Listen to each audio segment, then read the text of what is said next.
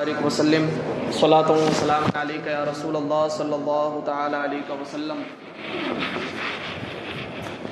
5 نام لیتے ہیں پنجتن ہمارے ہیں، لے لیا ہے چادر میں مصطفیٰ نے چاروں کو، اہل بیت ایسے ہیں پنجتن ہمارے ہیں۔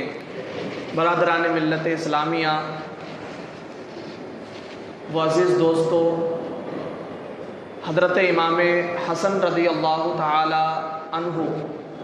آج ہم امام حسین رضی اللہ تعالی عنہ کا دن تو مناتے ہیں، لیکن حضرت امام حسن رضی اللہ تعالی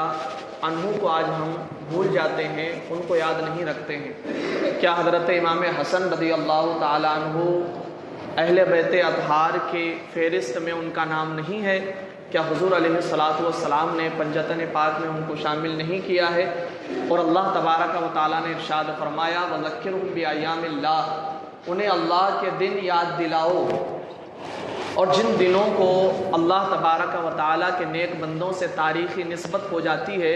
تو وہ دن بابرکت ہوا کرتا ہے اور ان دنوں کو یاد رکھا جاتا ہے۔ عزیز دوستو، حضور علیہ الصلاۃ والسلام نے ارشاد فرمایا کہ میرا یہ بیٹا حسن سید ہے، سردار ہے، مسلمانوں کی 2 جماعتیں آپس میں لڑیں گی تو میرا یہ بیٹا حسن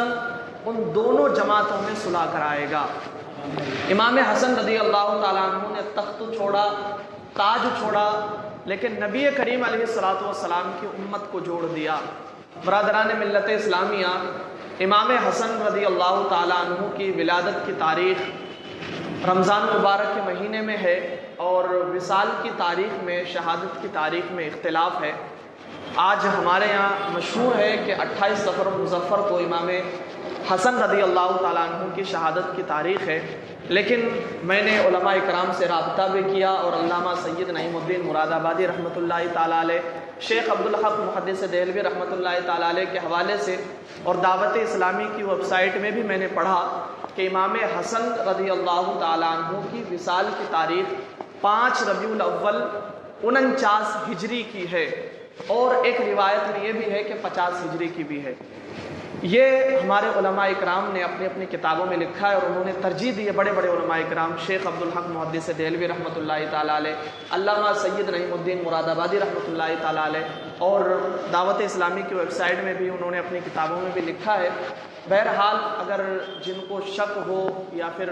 اگر وہ ان کو یقین نہ ہو تو ہمارے علماء کرام سے رابطہ ضرور کریں، اور کرنا بھی چاہیے تاکہ ان کو صحیح بات کا علم ہو جائے۔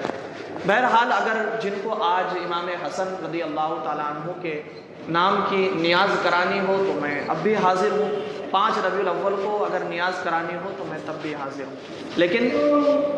ہمیں امام حسن رضی اللہ تعالیٰ عنہ کو بھی یاد رکھنا ہے، امام حسین رضی اللہ تعالیٰ عنہ کو بھی یاد رکھنا ہے، تمام صحابہ اکرام کو بھی یاد رکھنا ہے، پنجتن پاک کو بھی یاد رکھنا ہے، اہل بیت اطہار کو بھی یاد رکھنا ہے۔ اور الحمدللہ ہم سب سے محبت کرتے ہیں، خارجیوں کی طرح یا ناسبیوں کی طرح نہیں کہ اہل بیت سے محبت کرتے ہیں تو پنجتن پاک سے نہیں کرتے ہیں، پنجتن پاک سے محبت کرتے ہیں تو اہل بیت سے نہیں کرتے ہیں یا صحابہ اکرام سے نہیں کرتے ہیں۔ الحمدللہ جو حضور کا عاشق ہے، جو حضور سے محبت کرتے ہیں، ہم ان سب سے محبت کرتے ہیں۔ ہمارے محبت کا ایک ہی معیار ہے